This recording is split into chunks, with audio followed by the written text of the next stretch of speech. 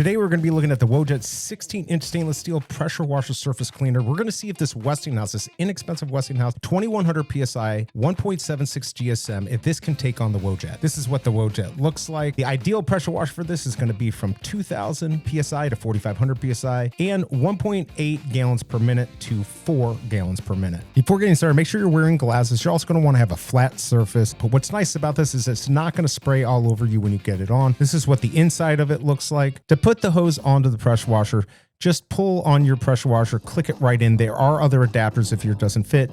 Let's check it on some burn tube right here. It's going to look like